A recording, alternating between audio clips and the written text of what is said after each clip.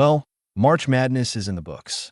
UConn steamrolled South Carolina to win a national championship, and Paige Becker's got a title, which according to ESPN's logic, gives her a better chance of being named a top 5 all-time women's college player than Caitlin Clark. I'm still not over that one. Anyway, it was a dominant run by the Huskies. Hats off to them. But let's be real. The moment the final buzzer sounded, no one was talking about the box score. Everyone was watching for one thing, the ratings, because this was the first women's tournament without Caitlin Clark. And all season long, one question loomed like a shot clock winding down. Could women's basketball keep surging without its biggest star?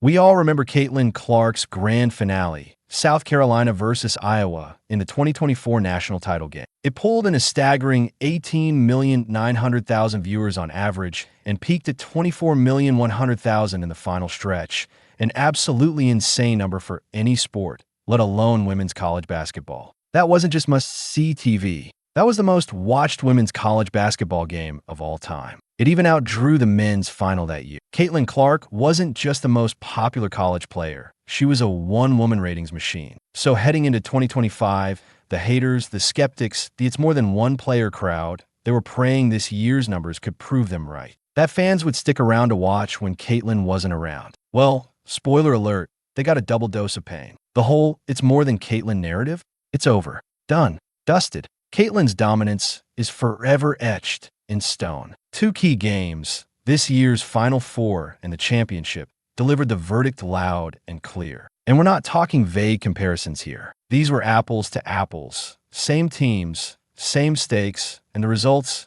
let's just say the Caitlin Clark effect is even bigger than we thought. But hold up. Before we completely bury the haters, there is a silver lining. Because what I'm about to show you, it's actually good news for women's hoops. If, and it's a big if, some people can swallow their pride. All right, let's get into the drama. But first, drop a 10 in the comments to congratulate Caitlin on proving her dominance without even stepping on the court.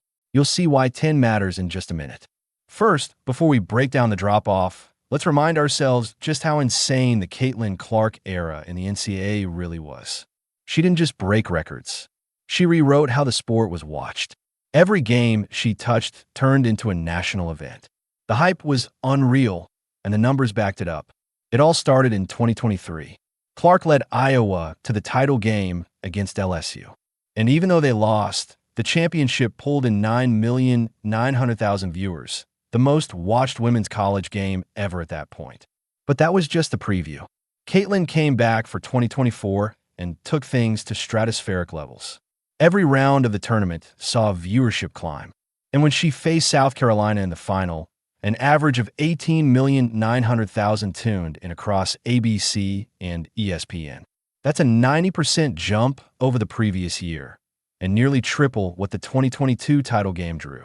Just to put that in perspective, that 0-2/2024 game outdrew every basketball broadcast, men's or women's, since February 2019. The only U.S. women's sporting event to do better was the 2015 Women's World Cup final. Absolute madness. That wasn't a hot streak. That wasn't a fluke. That was one player elevating an entire sport. But when Caitlin left for the pros, a lot of folks in the women's basketball world leaned into a very convenient narrative. No one player is bigger than the game. Sure, that sounds noble, and ideally it would be the case. But let's be real. Nothing even came close to a Caitlin Clark game in terms of attendance or viewership. If you've been watching my videos, you know the numbers. And if you're new here, hit that subscribe button.